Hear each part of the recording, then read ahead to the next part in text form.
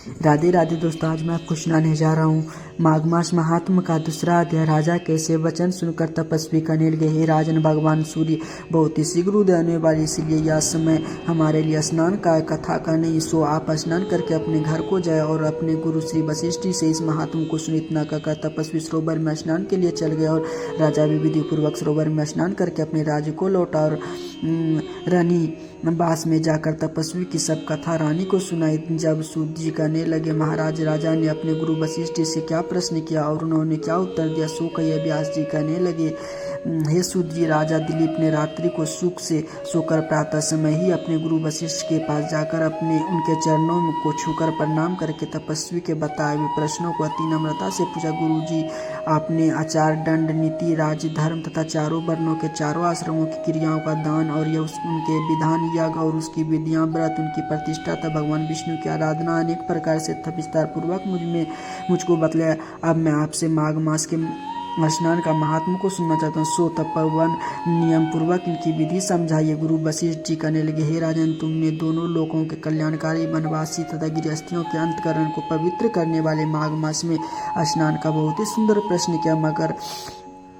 मकर राशि के सूर्य के आने पर माघ में स्नान का फल गौ, भूमि, तिल, वस्त्र, स्वर्ण, अन्न, घोड़ा और आदि दानों का चंद्रायन और ब्रह्म कुरुक व्रत आदि से भी अधिक होता है। वैशाख तथा कार्तिक में जप, दान, तप और यज्ञ बहुत फल देने वाले, परंतु माघ मास में इनका फल बहुत अधिक होता है। माघ में स्नान करने वाले पुरुष राजा और मुक्ति के मार्ग को जानने वाला होता है। दिव्य दृष्टि वाले महात्माओं ने कहा कि जो मनुष्य माघ मास में सकाम या भगवान के निमित्त नियम पूर्वक माघ में स्नान करता हुआ अनंत फल वाला होता है। उनको शरीर की शुद्धि, प्रीति, ऐश्वर्य तथा चारों प्रकार के फलों की प्राप्ति होती है। अदिति ने 12 वर्ष तक मकर संक्रांति में अन्न त्याग कर स्नान किए। से तीनों लोगों को उज्ज्वल करने वाले 12 पुत्र उत्पन्न हुए। माघ में स्नान करने से ही रोहिणी, सुभागा, अरुंधति दानशीलता हुई और इंद्राणी के समान रूपवती होकर प्रसिद्ध हुई। जो माघ मास में स्नान करता है तथा देवताओं के पूजन में तत्पर रहते हैं, उनको सुंदर स्थान, हाथी और घोड़े की सवारी तथा दान के द्रव्य प्राप्त होता है।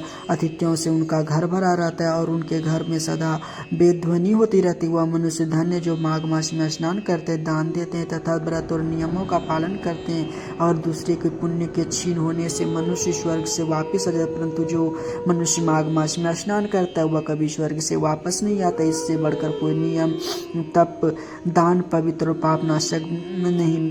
भृगु जी ने मणि पर्वत पर विद्याधरों को यह सुनाया था। तब राजा ने कहा, ब्राह्मण भृगु ऋषि ने कब मणि पर्वत पर विद्याधरों को उपदेश देकर दिया था, सो बताए। तब ऋषि जी कहने लगे, राजा ने एक समय 12 वर्ष तक वर्षा न होने के कारण, सब प्रजा क्षीण होने के कारण संसार की बड़ी दीनता फैल गई। हिमालय और विंध्याचल पर्वत के मध्य का देश निर्जन होने के कारण श्रद्धा था, स्वासाध्या सब कुछ छूट गया। सारा लोग विपत्तियों में फंसकर प्रजाहीन हो गया। सारा भूमंडल फल और अन्न से रहित हो गया। तब विंध्याचल से नीचे बहती हुई नदी के सुंदर वृक्षों से आच्छादित अपने आश्रम से निकलकर श्री भृगु ऋषि अपने शिष्य सहित हिमाचल पर्वत पर गए। इसी पर्वत की चोटी नीली और नीचे का हिस्सा सुनहरी होने के से सारा पर्वत पीताम्बरधारी श्री विष्णु भगवान के सदृश लगता था। पर्वत के बीच का भाग नीला और बीच बीच में कहीं सफेद स्फटिक होने से चारों तारों से युक्त आकाश जैसे शोभा को प्राप्त होता है। रात्रि के समय वह पर्वत दीपकों की तरह चमकती विधि वस्तुओं से पूरित किसी महल की शोभा को प्राप्त होता है। वह पर्वत शिखाओं पर बांसुरी बजाती और सुंदर गीत गाती हुई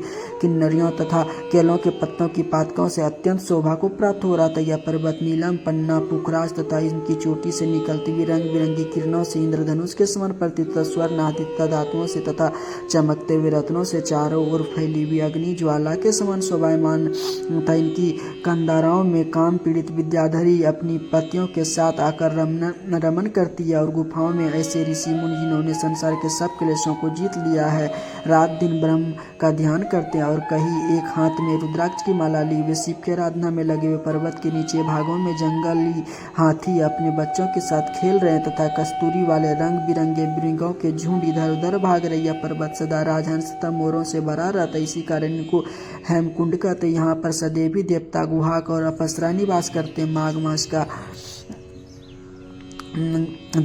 माघ मास महात्मा का दूसरा अध्याय संपूर्ण वजह। जय श्री राधे दोस्तों, अगर पढ़ने में हमसे जो भी भूल चूक गलती होगी क्षमा कर दी। जल्दी पढ़ने में थोड़ा सा गलती की है। राधे राधे। कमेंट बॉक्स में जय जय श्री राधे जरूर लिखिएगा। जो भी गलती हुई मुझे क्षमा कीजिएगा। राधे राधे।